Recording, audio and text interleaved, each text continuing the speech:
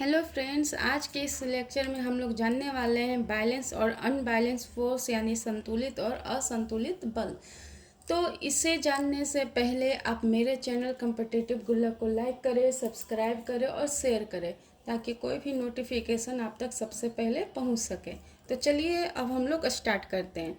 तो संतुलित और असंतुलित बल से जानने से पहले कल के लेक्चर में हम लोगों ने जाना था कि बल क्या होता है, बल कितने प्रकार के होते हैं। ठीक है, इन सभी को अच्छे से हम लोगों ने जानने का प्रयास किया था। तो चलिए आज हम लोग जानते हैं संतुलित बल क्या होता है।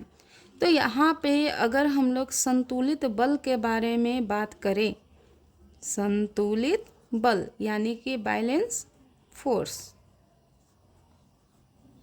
ठीक है।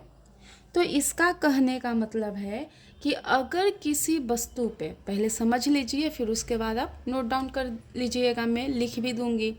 तो अगर किसी वस्तु पे लगने वाले सभी बलों का परिमाण शून्य हो, ठीक है, यानी कहा जा रहा है कि अगर किसी वस्तु पर लगने वाले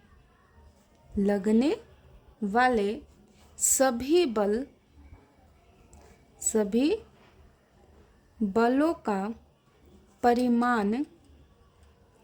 बलों का परिमाण शून्य हो। क्या हो? शून्य यानी जीरो हो तो वे बल क्या कहलाते हैं? संतुलित बल कहलाते हैं। वे बल क्या कहलाते हैं? संतुलित बल कहलाते हैं। ठीक है, अब जैसे मान के चलिए कि यहाँ पे कोई वस्तु है, यहाँ पे क्या है? कोई वस्तु है। तो यहाँ से एक बल लग रहा है, यहाँ से क्या लगा? एक बल लगा, इधर से भी बल लग रहा है। ठीक है, यानी दोनों ओर से बराबर क्या लग रहा है? बल लग रहा है। ऊपर से भी बल लग रहा है, ऊपर से भी क्या लग रहा है? बल। नीचे से भी बल लग रहा है। ठीक है, यानी कि कोई वस्तु है जिस पे चारों दिशा से बराबर बल दे रहे हैं, तो क्या उसका परिणाम शून्य होगा कि नहीं होगा? होगा ना। तो इसीलिए इसका डिफिनेशन होता है कि अगर किसी वस्तु पे लगने वाले सभी बलों का परिमाण क्या हो जाए? शून्य हो जाए, तो उसे संतुलित बल कहते हैं। उसे क्या कहते हैं? संतुलित बल कहते हैं। ठीक है, अब जैसे मान के चलिए कि सीढ़ी पे चढ़ा जाता है, ठीक है, तो सीढ़ी पे जब चढ़ते हैं तो पैर के द्वारा सीढ़ी पे क्या लग रहा है? बल लग रहा है कि नहीं लग रहा है? ठीक है, तो आप कहिएगा कि सीढ़ी पे कैसा बल लग रहा है? अगर बल लगता तो कुछ पता चलता है ना।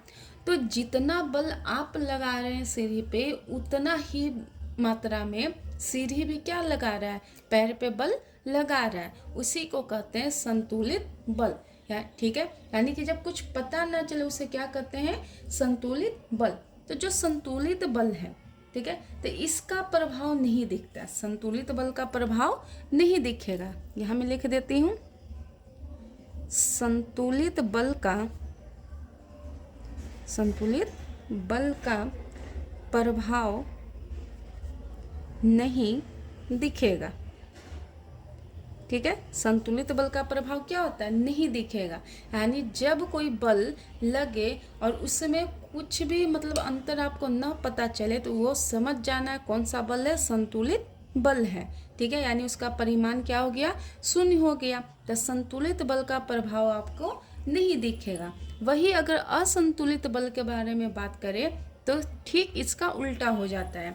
ठीक है, यानी अगर किसी वस्तु पे लगने वाले सभी बलों का परिमाण शून्य नहीं हो, तो उसे क्या कहते हैं? असंतुलित बल कहेंगे।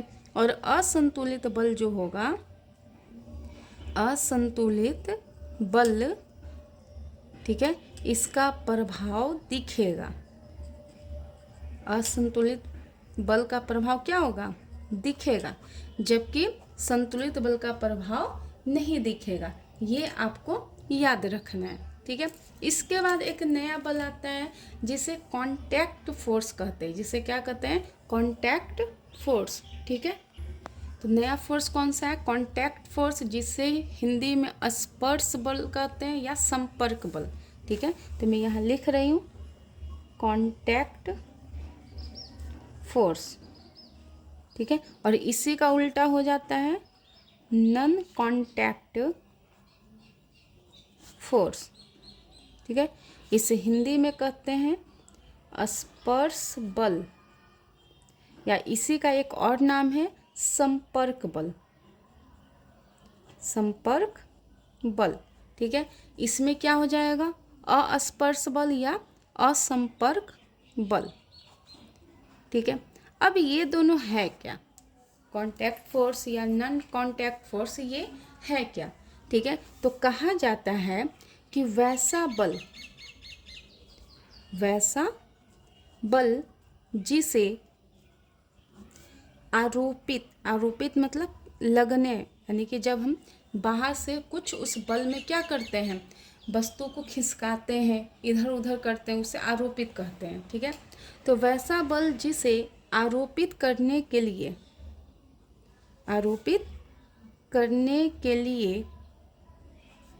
स्पर्श करना हो, ठीक है। यानी इसमें कहा जा रहा है कि वैसा बल जिसे आरोपित करने के लिए हमें क्या करना हो, उसे छूना हो, उसे स्पर्श करना हो, ठीक है।